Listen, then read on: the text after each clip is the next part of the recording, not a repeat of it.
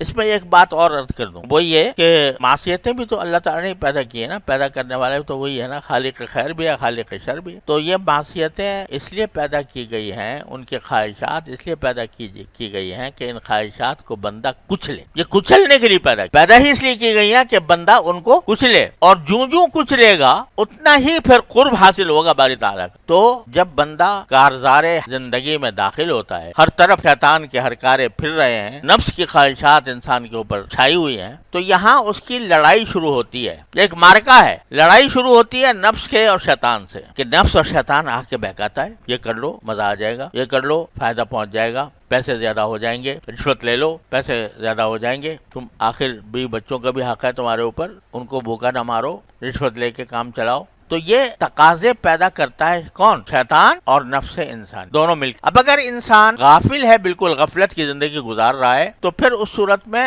وہ بہتا چلا جاتا ہے، فکر ہی نہیں، پرواہ ہی نہیں کہ شیطان کا بہکاوا ہے، یہ نفس مجھے کہاں لے جا رہا ہے، اس کا خیال ہی نہیں آتا، نہ جنت کا خیال آوے نہ جہنم کا، اللہ بچائے۔ چاہے زبان سے کہتا ہوں کہ میں مومن ہوں، زبان سے کہتا ہوں میں مسلمان ہوں، لیکن دھیان نہیں ہے، غفلت میں بہا چلا جا رہا ہے۔ لیکن جب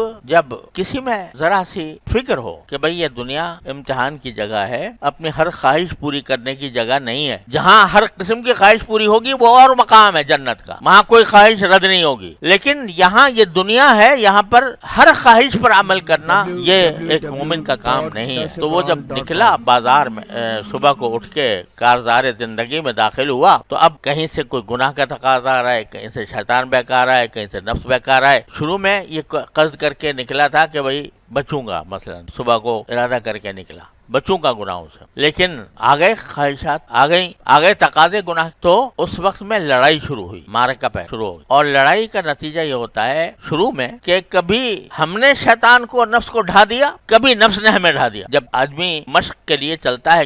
اگر کوئی آدمی فرض کرو لڑائی کی مشق کر رہا ہے، اسلحہ چلانے کی مشق کر رہا ہے، تو کبھی نشانہ سیدھا لگ جائے گا، کبھی ٹیڑھا ہو جائے گا۔ کشتی کی مشق ہو رہی ہے، تو جس سے مشق کر رہے ہیں کبھی وہ ڈھا دے گا، کبھی تم ڈھا دو گے۔ اسی طرح جب نفس اور شیطان کی لڑائی شروع ہوتی ہے مارکہ حیات میں، تو شروع میں بعض اوقات یوں محسوس ہوتا ہے کہ مجھے کچھ بھی فائدہ نہیں ہوا، اس واسطے کہ میں فلاں جگہ پھسل گیا، میں فلاں جگہ پھسل گیا، لیکن اس سے مایوس نہ ہونا چاہیے، اس سے مایوس نہ ہونا چاہیے، بلکہ کیا ہوگا کہ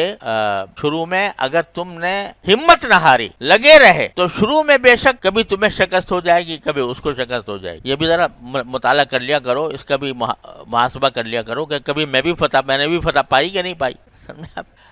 یا وہی غالب رہا ہمیشہ، اس کا مراقبہ کر کے بھی دیکھو کہ میں نے بھی فتح پائی کبھی کہ نہیں پائی۔ اگر بالکل نہیں پائی فتح اور اسی کا وار چلتا رہا، تو اس کے معنی ہے کہ تم نے کوشش کر کے قدم نہیں بڑھایا، قدم بڑھایا ہی نہیں۔ اگر قدم بڑھاتے تو چلو ایک مرتبہ تم نے فتح پا، تم نے اس کو ڈھا دیا، 2 مرتبہ اس نے ڈھا دیا، لیکن پھر تیسری مرتبہ تم ڈھاؤ گے، پھر ایک مرتبہ وہ ڈھا رہا ہے، ایک مرتبہ تم ڈھا رہے ہو، 2 مرتبہ وہ ڈھا رہا ہے، آگے جا کے ترتیب بدل جائے گی انشاءاللہ، کہ 2 مرتبہ تم ڈھاؤ گے اور 1 مرتبہ وہ ڈھائے گا، اور یہاں تک کہ ایک وقت ایسا آ جائے گا کہ بس تم ڈھاؤ گے انشاءاللہ۔ لہذا بیچ میں جو یہ زمانہ آ رہا ہے نا لڑائی کی مشق کا، اس سے مایوس نہ ہونا، اس سے مایوس ہونے کے بجائے اس کو عزم کو تازہ کرو کہ ٹھیک ہے بھائی آج ڈھا دیا اسے مجھے، لیکن 2 مرتبہ میں بھی تو ڈھا چکا ہوں، اور یا اللہ جس طرح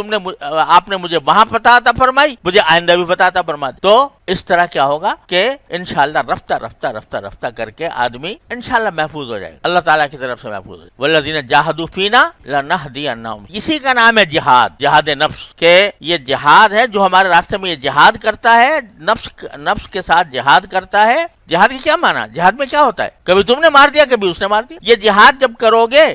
جہاد زندگی میں جب یہ کام کر لو گے، تو آخر میں لنہدینہم سبلنا، لام تاکید بانون تاکید ثقیلہ، ہم ضرور بالضرور اس کو اپنے ہمارے راستے پر پہنچا دیں گے۔ یہ بھی نہیں ہے کہ دکھا دیں گے، پہنچا دیں گے وہاں پر، لیکن تھوڑا سا جہاد تو کرو، تھوڑا سا جہاد کرو، اور وہ جہاد یہی ہے کہ دل میں ایک کھٹک پیدا کر لو، دل میں ایک پہلے عزم کر لو، ارادہ کر لو پکا، اور اس کے بعد دل میں کھٹک پیدا کر لو کہ بھئی یہ کام میں صحیح کر رہا ہوں، غلط کر رہا ہوں، اور کوشش اپنی پوری کر۔ جب اللہ تبارک و تعالی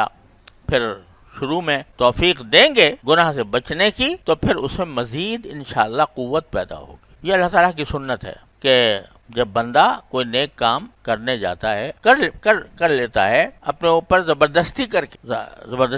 تو اس کے نتیجے میں اللہ تبارک و تعالیٰ کی طرف سے یہ مدد ہوتی ہے کہ چونکہ اس نے اپنے نفس پر زبردستی کر کے، اپنے نفس سے لڑائی کر کے ایک کام کیا، تو اللہ تعالیٰ اس کی برکت سے دوسرے نئے کام کی توفیق دیتے ہیں۔